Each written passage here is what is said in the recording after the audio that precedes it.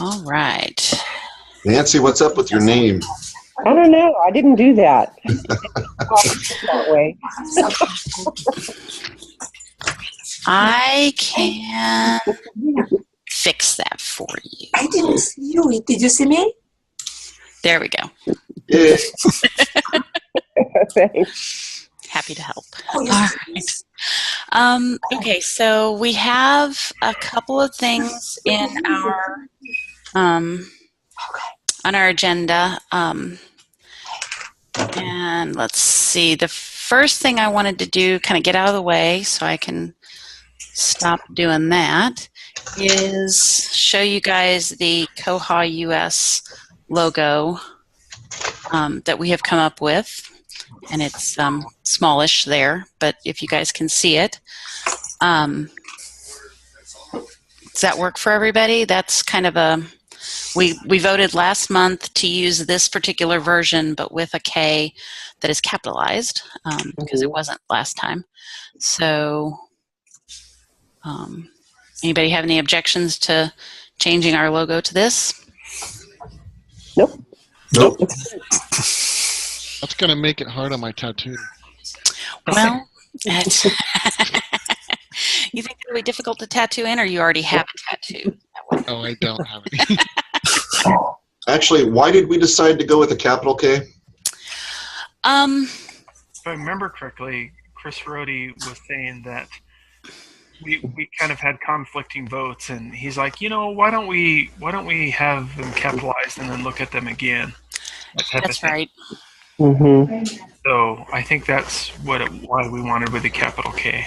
Okay. So do we still have the original ones on the wiki? Did I ever throw them up there, or did I just share my screen? I think you shared it. Which means, okay, let me, where is it?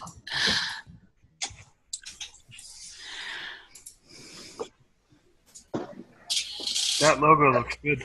Thank you. Dan Alexander in our office did that, and he's fairly talented, so. Apparently so.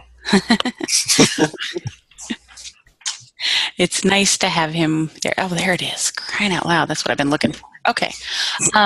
Let me see if I can find the other logos.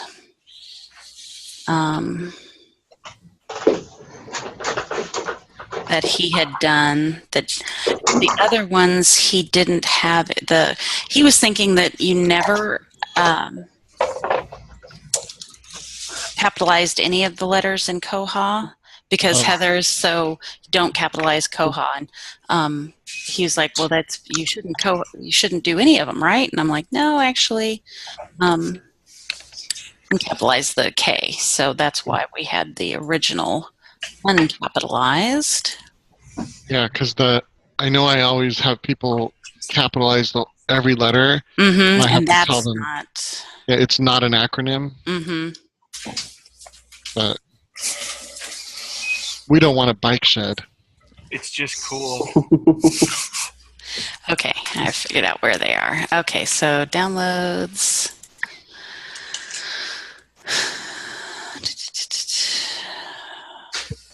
Here it is. Sorry. Okay, I will go back to sharing my screen. Robin, you have a Tom Servo on your desk, don't you? I have a Tom Servo. I do have a rubber ducky, but I've got a lot of fun stuff behind me, actually. We all have our toys. Can you recognize this?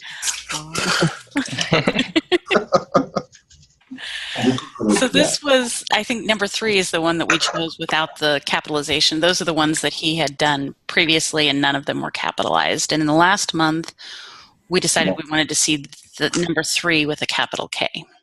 I'm liking it with the lowercase.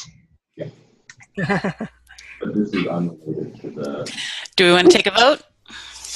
You guys can raise your hands, I guess, to vote.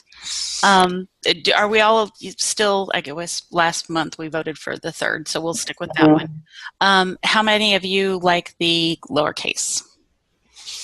Which way does Koha have it on the main Koha website? Is it uppercase or lowercase? Lowercase. Oh, really? Just like it is in the interface, in the staff interface. Yeah, it is. You're right. Oh, well, then I think that's fine. I think so too. So, lowercase. Lowercase. Lower. I like lower. It looks more uniform too. Okay. Yeah, I thought it looked a little strange when I noticed once I saw the capital K. Okay, lowercase. Yep. Anybody for uppercase? Want to make your case? Nope. I know, it's been a day. All right, lowercase it is. That will be our new logo. I'll get it up on the wiki. And I think I asked Dan to get it to us in vector format if possible so that it will be useful for print. So I will see whatever I have handy. I will throw up on the wiki, and so we can all use it as needed. So that's taken care of.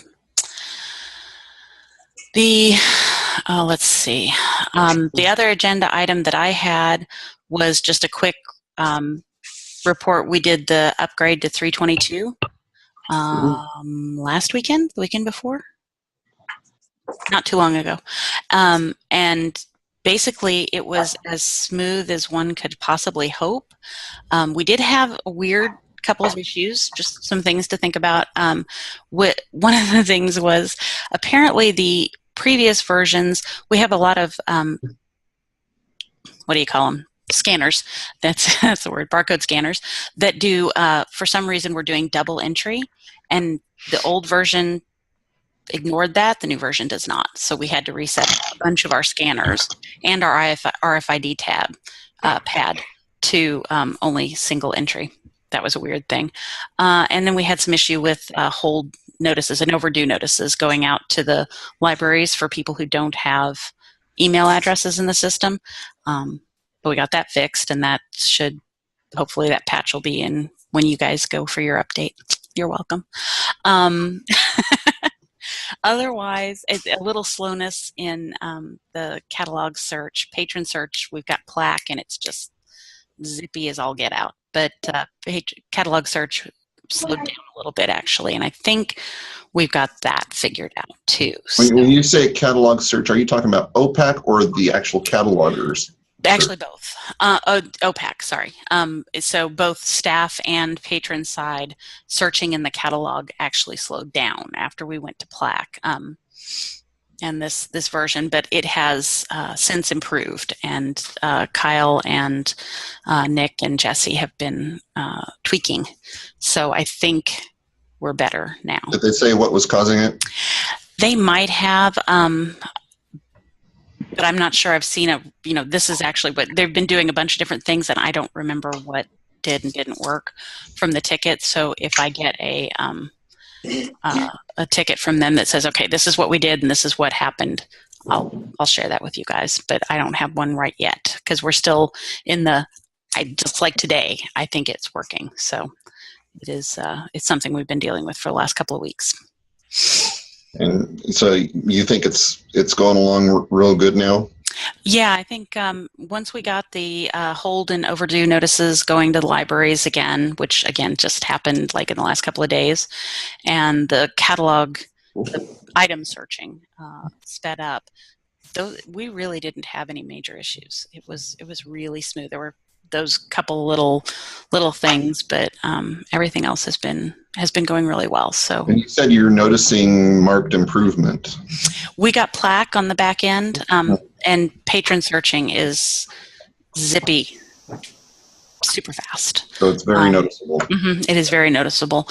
Heather and I have occasionally been known we'll do a search and then we'll sit there and wait, and we'll be like, oh, wait a minute, it's already up. It's as soon as you hit search, it pops up. There's no waiting. So that's been a really nice thing. So we are enjoying that. Robin, what was the patch that you said that you had? What was that about? Um, they had to put something. There was a bug in the sending. It looked like from the server side we were sending out the hold notices and overdue notices, but they weren't actually getting to the libraries. And there was something in that cron job, I think, that triggered a bug, and so they had to put a patch on the system to fix that. There was some sort of regression bug that happened. Like I said, this has all just been fixed in the last couple 3 days, and so I do not have my head completely around it. But now, hopefully, they'll know that that patch is necessary, and you guys won't have to worry about it.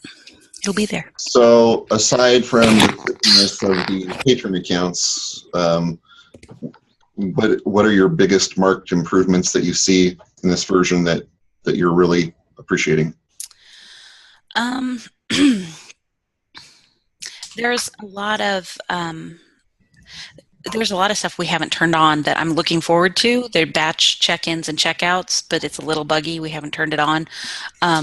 A lot of I don't know that there are huge improvements that I know they added going. The new catalog interface, the catalogers. I've not messed with that at all. And actually, I'm not sure we've turned that on either because we have so few professional catalogers. Most of our staff in our libraries are copy catalogers, and they just don't use the cataloging interface. So I don't think we actually have that available for them. So we're not seeing maybe some of the big improvements because we haven't turned them on because they're just not used in our system. So, and I don't mess with cataloging all that much myself, so I haven't really taken a look at it. All right. I can see how it would be very useful, having been a cataloger, sort of. Original cataloging goes to me, but I can see how that would be useful and whatnot. But in public libraries, public cataloging or original cataloging does not happen very often. The vast majority of our folks just do copy cataloging, and actually I'm working on a training session to help them identify MARC records that are useful, and because sometimes, that's not even always done by our library staff. So yeah, the original cataloging is just something very few people in our libraries do. Heather does most of it, quite honestly. So okay. Right. Thank you for sharing. I appreciate it.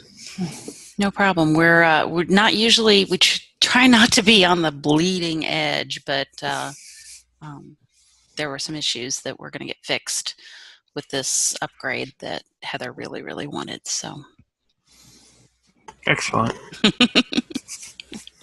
glad. I know you guys have been, you've been noticing the most of that with the size of your system. So yeah, we catch stuff even if we're not first out of the gate. We still catch stuff that others don't always because of the size of our system. So it's what we do. And I don't know if I've made an official announcement here, but Heather is actually leaving us. Yeah, I heard. I know it's gone out a couple of. Yeah, she's going to Syracuse to join David Lanke's in the PhD program there. So it's exciting stuff. But I did tell you guys because that's why we had to drop out of the Koha conference location, is because I was like, I'm not going to be doing that and dealing with Heather leaving, and it's just not going to happen. So okay. Was there anything else that was on the agenda? There's just an update on the conference, but we haven't done anything as far as I know. I did talk to the lady from Monterey, and she kind of asked where to start and all that, and I told her that we could, she can set up a meeting anytime. I'd be happy to host it on Zoom, or if she had something. Okay. So she'll be getting in touch with us. I gave her your email address, and so who else is on there? Whoever else volunteered. Chris Rohde? Yes. Yep. Okay. I gave her. We put together the committee already? Last month we asked for volunteers, and Nancy and Chris stepped up. Are you interested? Yes. All right. I will add you in. I Is that will. Christopher? Yeah, Chris Brannon. Okay. So, all right. So I'll send her your email address as well, and when she gets ready to start pull up together the first meeting, she'll let us know. Okay. So, but I answered some of her questions, and kind of I think the idea is generally that they're going to take $20 at the door if you want snacks, kind of thing.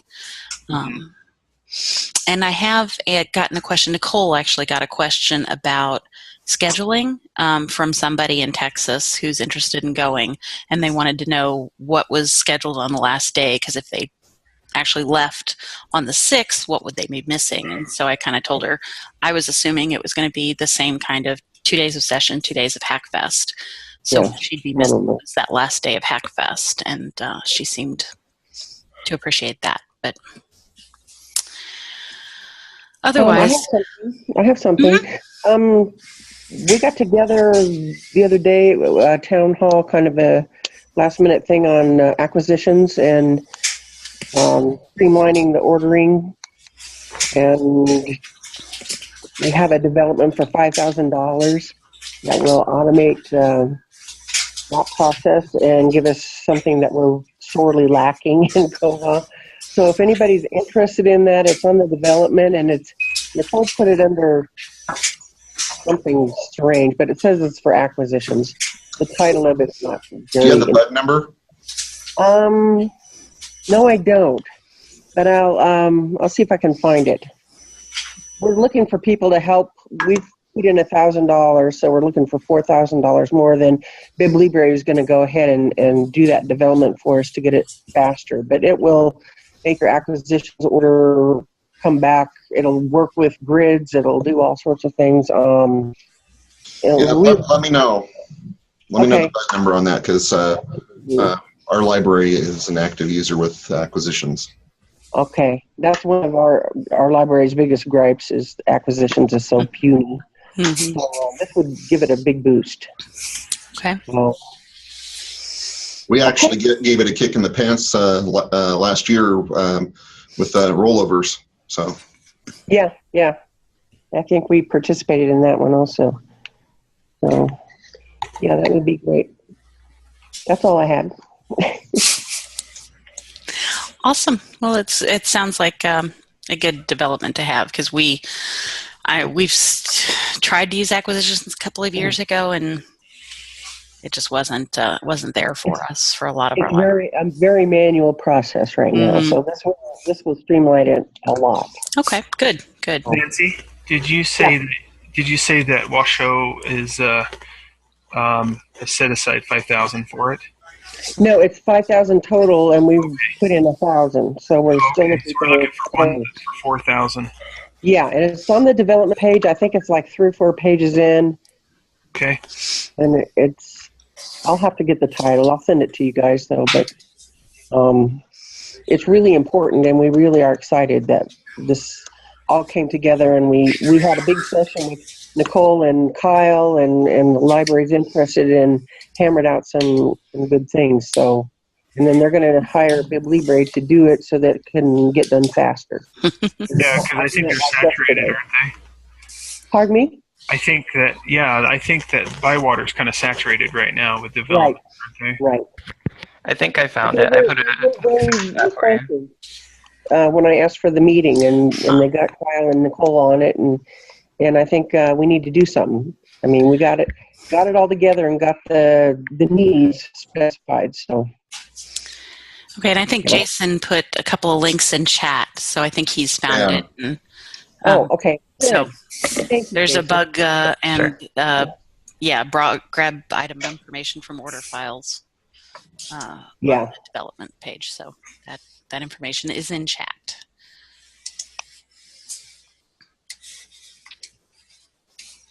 Thank you. Right. Thanks, Jason. Thank you. All right.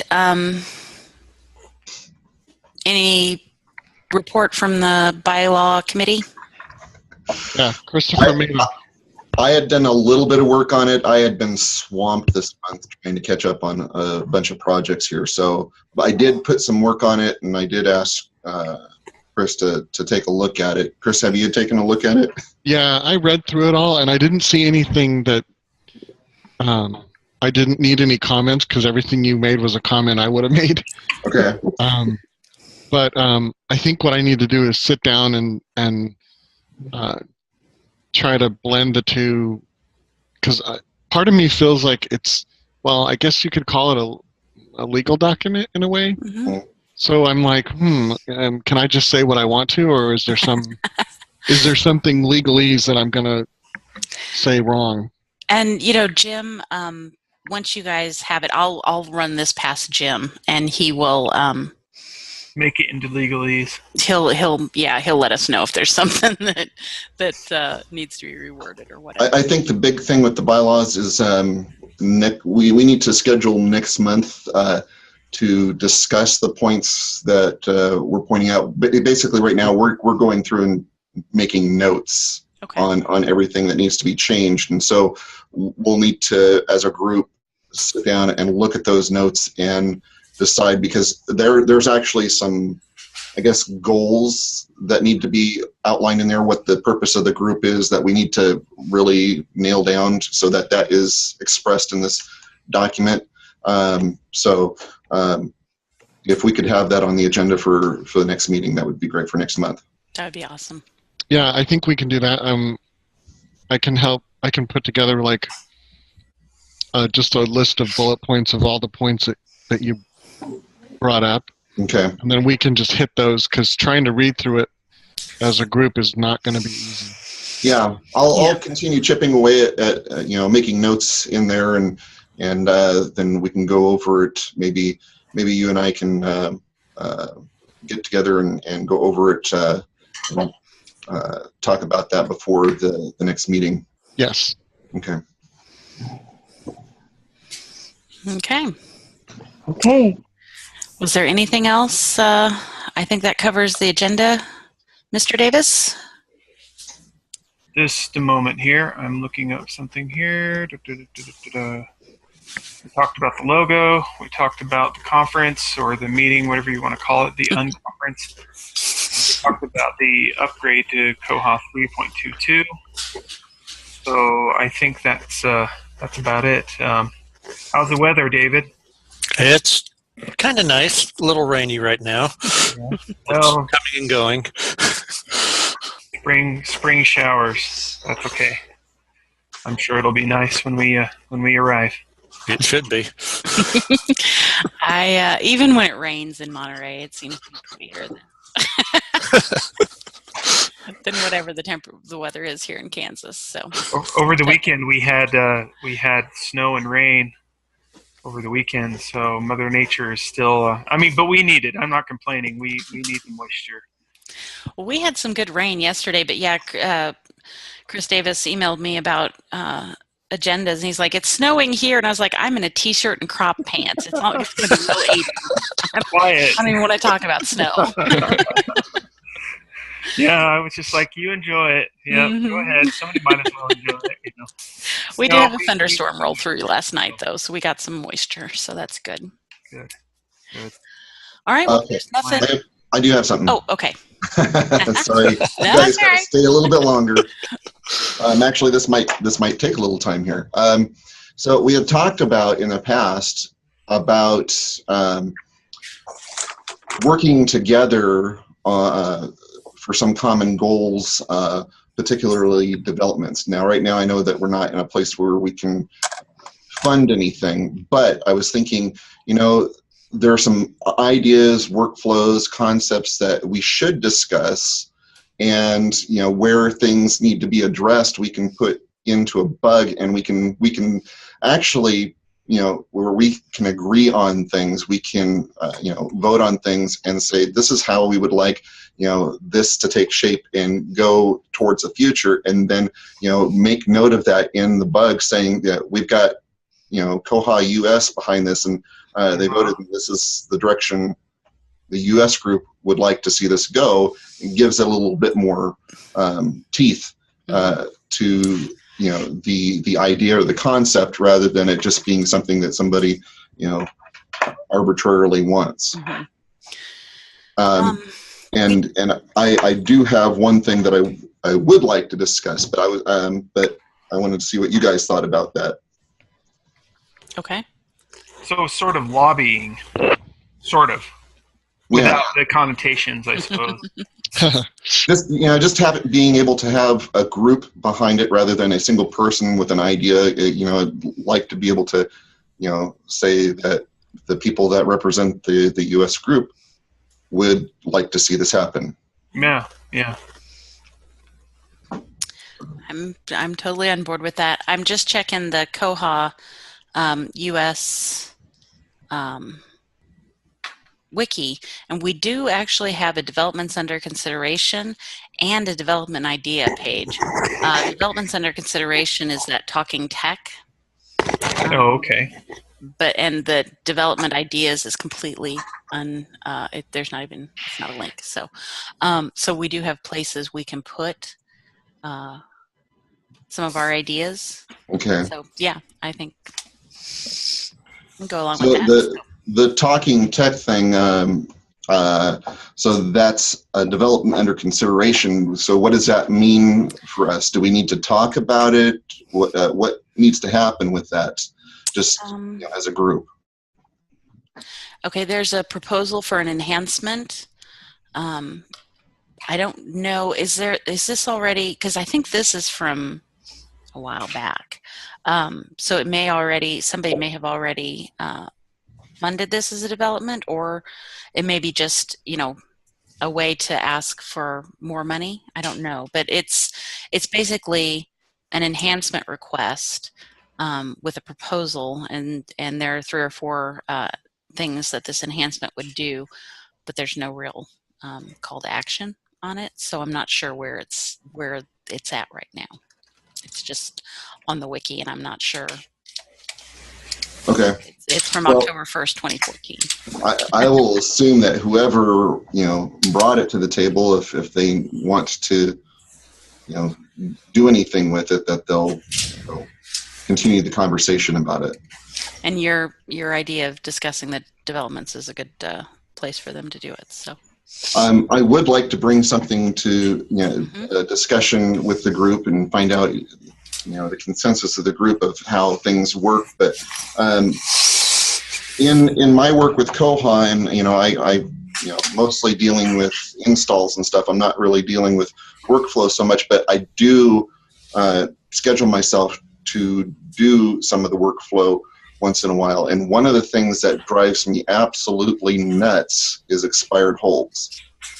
I don't know if any of you deal with expired holds, but for us, our process might be unique. And so I wanted to get kind of a feel of what other people do with expired holds, if you do expired holds, and how that workflow is. But for us at our library, we have a shelf out for the public to grab their holds. We put slips in there that have minimal information on it, so we're not revealing this person's reading this or whatever. But we put slips out there, and Koha is not very forthcoming about when things expire.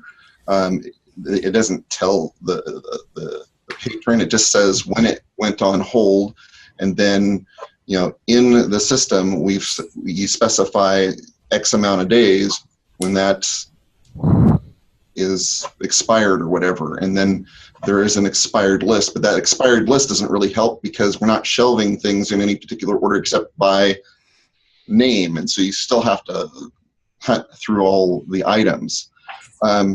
So you're talking holds that are on the shelf, that are available, that are waiting for people, and they don't pick them up. Expiring. Yeah. Oh, I see. So yeah, thank you for clarifying. Yeah, so the books sit there, and if the people don't pick them up, we have to go through and find them and pull them out. Now our slips are created in such a way we can see those dates very easily and pull the ones that that have expired. We set up our slips so that it actually prints a date that they need to be pulled off of the shelf. So we do that. That process, I don't see much changing there, but the process that I am frustrated with is when we pull those holds that haven't been picked up. The process for that is we have to search for that item in Koha. We have to then move over to the holds. We have to click on the holds and find that particular hold, delete it, and then check the item in again to trigger any remaining holds if there are any. And I was wondering, does anybody else do a similar process like that? We kind of do one like that. We use the function in Koha for holds that have been on the hold shelf too long. Mm-hmm. And what I do is I actually I pull it up on an iPad, take it out to the shelf, sort it by the person's name, which is how we have them filed. And then as I pull them off, you can either individually, there's a button next to it where you can cancel the hold right there, or there's a cancel all option, which will cancel everything on that list. And then I just throw them in the book return and they get checked in to trick the next hold. But that way you don't have to look up each item to cancel its hold. I just use the little button that's on that list. Okay. So do you run into any issues? Are you canceling them individually, or are you actually doing the cancel all? If I find everything, I'll do the cancel all. The problem I run into is if for some reason there's a book that's not there that's supposed to be, person may have walked out without checking it out, then I have to manually, since we make it missing, since it's not here, I have to do that before I do the cancel all. Otherwise I lose track of what it is. Mm-hmm. There's not a way to go along and like check, I want to cancel this one, this one, this one, this one, and this one, but not this one. That's something I would like to see them kind of enhance, is how that works. Mm-hmm. But generally, if I'll just do cancel all, ones that are being transferred to our partner library, unfortunately, don't cancel with the cancel all. Those I have to cancel individually. Because for some reason, the cancel all doesn't cancel those. So, okay, help me understand that a little bit better. Let's see. Let me pull up Koha here really quick. You can share your screen if you Let's see. to. How do I do that?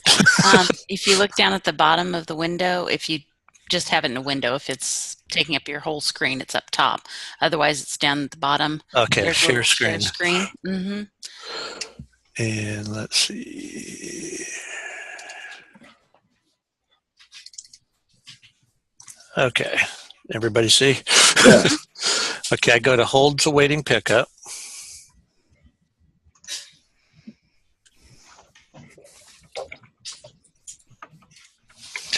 And then I'll sort by patron.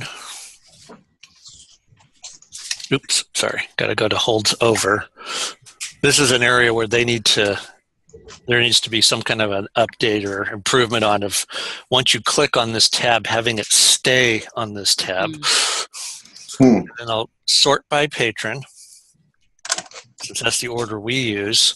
And then you can individually cancel by using this button. Unfortunately, if you do cancel them individually, the list reverts back to being on this tab.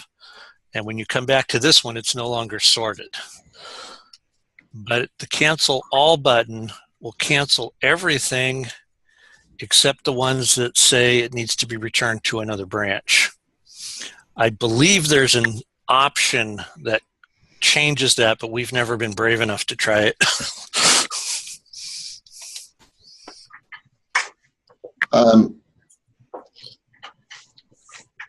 Okay, sorry, I'm making some notes.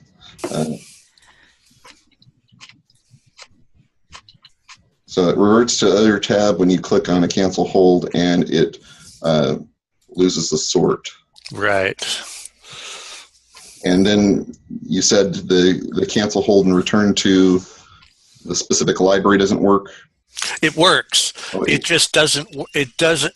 The cancel all does not cancel the ones that want to return to another library. And there's a note on here that there's a system setting about that. We've never tried it. Do you know what setting that is? It says transfer when cancel all waiting holds. Syspress. Transfer when cancel. Okay. Okay. And why have you been afraid to try that out? Well, when we first got Koha, we were still learning how to use it and developed the workflow. And we're not 100% sure what it's going to do if we turn it on. Sometimes things don't work the way you kind of expect them to work. So this kind of works for us, and so we just do it this way. What do you have it set to right now, David? It is... Probably don't transfer. Probably. Let me pull up my system settings. Because we have ours set to transfer, and it seems to work just fine. Okay, we'll have to... What'll happen is when you check it in, it'll print out a transfer slip. And it'll say, oh, this needs to be transferred to this library. Okay. That sounds good. Relatively benign. This is under what? Circulation? Yeah, I would just search transfer when cancel or something like that. So, Christopher, does your library do a similar process with that holds over? Well, I'm a little fuzzy on this, but I wanted to jump in and tell you that I think there's a cron job that just automatically takes care of these for you, so you don't have to cancel the hold. At least I thought that's the way that it worked. Yeah, the problem, though, is if you do it in a cron job, how do you know what you have to pull off the shelf? Well, you still have to go by the expiration date. And my director had a few ideas about that. You can use like different color rubber bands. So you say, okay, today's pink day. Anything with a pink rubber band, we take off the shelf. Or anything you could even get change the receipt paper every day. And you could say anything with blue receipt paper or something. But that, I think the rubber bands is probably a simpler way to do it. You know, we haven't done that. We just have the Flips. the expiration date on them. We don't have a huge shelf either, so we have 2 carts actually. That's about it. Okay, so you have a cron job that goes ahead and cancels the holds that are over. So what does the status show on those items? The available? Yeah, or whoever, you know, so what will happen is we'll actually run those through our sorting machine. The sorting machine will check them in, and they'll go on hold for the next person in line. Okay. So the cron job runs, let's see here. The cron job runs in the middle of the night, and so they're already canceled. So they're canceled, and then and then somebody physically goes through and pulls them off the shelf by expiration date. Yes. And then they're put in your sorting machine, which checks them in and routes them. Yes. Now, can you hold on and I'll go check that? I'll go make sure. Okay. So you two just continue talking into the sultry sound of my voice. we're in the same boat though. There's so many things that might not be on the shelf that canceling them without actually having them in your hand is just too much of a risk. I'd say we have 3-4 items every day like that. Yeah, I generally prefer to cancel something when I have it in my hand. So, yeah, I'm trying to understand how canceling them through a cron job is more efficient. I mean, because if you're having to handle them anyways, why not why not cancel them when you have them in hand with the cancel all or whatever? I mean, if the cron job is canceling all, why not do it at the time that you're pulling them? Fine, thank you. I've got a quick question for you. Ready to pick up. It's on the hotline. All right. Well, that gives me some ideas. I was of the opinion it would be nice if there was just a feature when you pull all those holds that you could scan. You can go into holds over check-in and scan it. It would cancel the hold and check it in all in one swoop and generate the slip that it needs if it's going somewhere or if it's on hold for somebody else. So this gives me some ideas of things that we could try before suggesting any enhancements. Christopher, did you find anything out? Yes, sorry, I was on mute there. Yeah, so basically we just run them through the machine, the sorting machine, because we want to trigger any holds, but the holds are already canceled for us, So if you remember that tab that David Kuhn was showing us, that said it was something like holds that are in trouble or something. I can't remember what it was, but holds with issues or something like that. If it reaches that, this cron job comes around and says, "Oh, you've expired. I'm going to remove your hold." And so we basically just check them in to trigger any holds. Okay. Does that make sense? Yeah. And you don't have to go through and find each one and cancel the holds or anything like that because this cron job comes.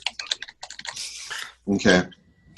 I believe that the cron job is build holds queue. Build _ holds _ queue. You said build? Build as in building or as in construction build. Yep. I don't know for sure because I'm looking at I'm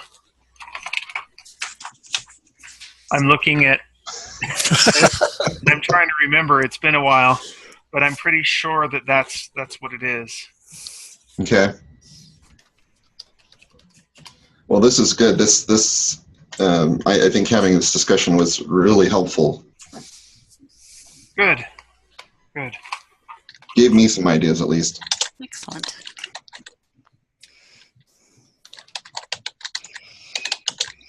Now, isn't there a feature coming in possibly 3.2.2 or 3.2.4 of they've added like an expiration date field that once the hold has reached your maximum retention, it'll populate a field for that so you can print that on your slip? I heard something about the hold's expiration date, but I'm not 100% clear as to what it is and when it is. I don't remember seeing it in 322, but I did not do the testing for the holds, so I think what it was, it's either on the patron holds tab or on the items holds tabs. It's not both at this point, which is unfortunate, but it's one of those places it will show when the hold is over. But I don't know which. Let me see if I can find the bug here. I think it might be the item holds. If you look at the items holds, it'll show that. Let's see.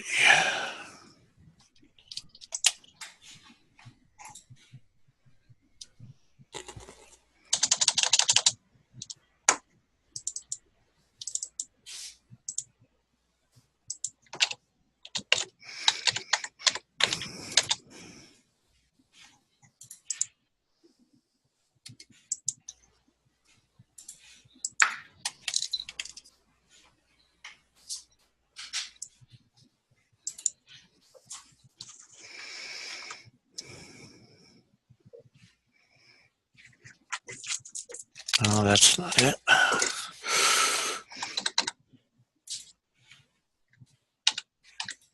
don't remember what they call these things.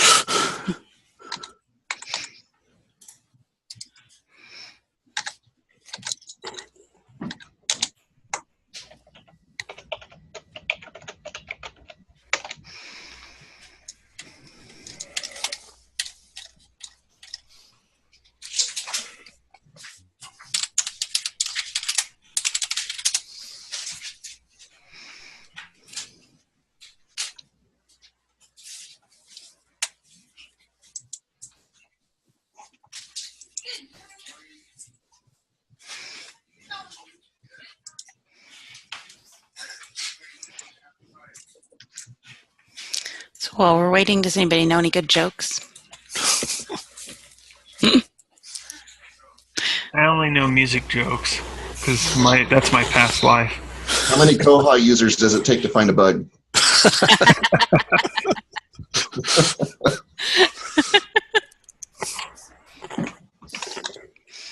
Guess we'll find out, won't we? I think it was in 3.2.2 as well. I'm going to look at the release notes on that.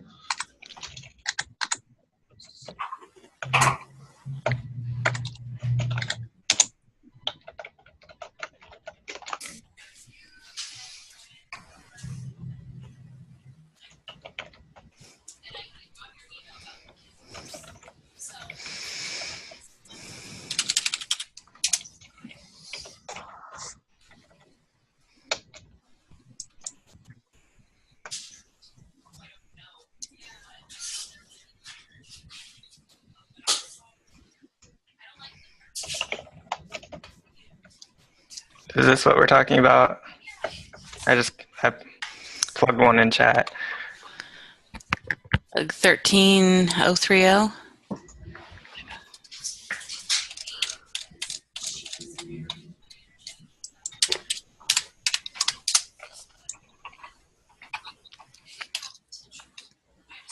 That sounds like it.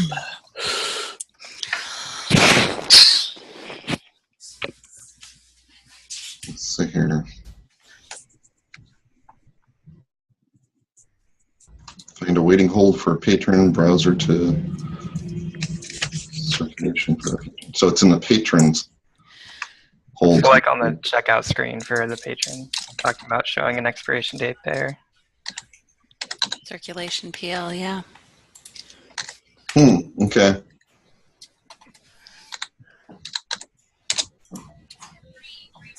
So Robin, do you have any holds?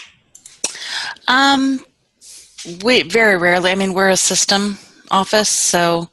Do you know of anybody with holds in your system? Well, actually, I think Heather just had a hold. Awaiting pickup. It's not overdue. I know that. Yeah, crucial conversation. Actually, there are a couple of holds. Do they show? Looks like they're almost all maintenance holds. Do they show the holdover date though? It says available since. Now I do have two holds over. Also both maintenance. But we don't actually. It looks like ours is done differently because I don't have the action column that that David showed a few minutes ago. Nor do I have that cancel all button. So we have apparently turned that off somewhere. But no, what I've got is available since, title, patron, location, and copy number, and enumeration. Those are the columns I have for my old holds. Okay. Now I do have the only items that need not be transferred will be canceled, but there's no cancel button next to it. It's the instructions for the cancel button, but no button itself. So, and I'm not sure what we've got turned off there, but it may be that we have something. It's the same on the regular holds page too. You're looking in the patrons record. No, because this. Yeah, that's what this bug is talking about. Okay, in the patron record. All right, let me see. There are 4 holds. Okay, I do have an expiration date. Yeah. Is it something you can share without sharing the patron information? Actually, I can do that because the patron information is Nichols Events. It's our maintenance. Okay. Yeah, I'd like to see it.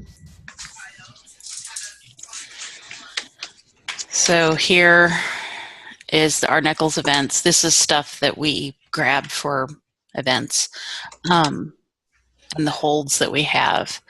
And So if you go to the checkout, on the checkout tab, I think that's what they're talking about. And then on the right in green there, it says waiting until. I think that's what this is where you're looking. Okay. Yeah. The holds expired. That's you can actually say I don't need this item after such and such date. Mm-hmm. Yeah, that's a terminology, difference. Oh, come in. Okay. Yeah. Good for you. Yeah, so it's more of a holds over or What you need? Yes. instead of expiration. We use the term expiration here. Okay. Yeah, that's. But I can see how that's confusing. Yeah. Mm-hmm. But yeah, this is what it looks like here. So. Although it does show the same dates. That's interesting. I'm wondering if they're using the term expiration to mean two different things now, and this happens to be the hold until date rather than the cancel the hold automatically date. Can you bring up that first hold that you've got there, or at least I wanted to see the hold on it and see if there's actually an expiration set on it. So yeah, go to that and then. Okay, yeah. So they're using expiration for both. It looks like. That's not confusing. Yeah, I was just playing in my test server. It looks like it populates that expiration based on your holdover date whenever you confirm the waiting hold. Okay. But only on the patron screen, not on the actual item. That's kind of weird. Yeah. Now, I wonder if that field or wherever it's getting that from can be pulled as a token in the setup for your slips for your holds, so you can have it print that on the slip that you have on your hold shelf, so you can kind of go along and look for those. It would be nice. I doubt it, because the way that the expiration has been working until this point, at least, has been that it was calculated. So when you bring up the holds over, it's calculated right then and there. It looks for things that are, however many X days that you said are past their hold date, and then it populates that field. So there is no date recorded anywhere. I don't know if they're doing that now for this particular thing, or if they're just calculating that as well. Yeah, that's what I'm kind of wondering, if this enhancement actually sticks it in the field somewhere, or if it's just calculating it when it displays it on this screen. Well, let's see here. Kyle created the bug. I could bug him and ask him if it's just calculated, or if it's actually being recorded somewhere now, because that would be a step towards being able to print that on slips. Mm-hmm. But you can calculate it and while on the slip, right? Based on we do that. We don't, but I'd like to. I haven't. We do that for our slips, but it's not practical in notices. Can't do it for notices, and that's a real pain. It would be nice on the notices that send out, hey, your item is available, it'll expire on such and such date, rather than in 7 days, and something a little loosey-goosey. It would be nice to have an actual date on there, and just can't do it right now. Yeah. Okay. All right, well, that answers my questions for expired holds or holds over for now. Thank you, guys. No problem. Anything else? Okay. Well, then we will adjourn for the day and meet back up here next month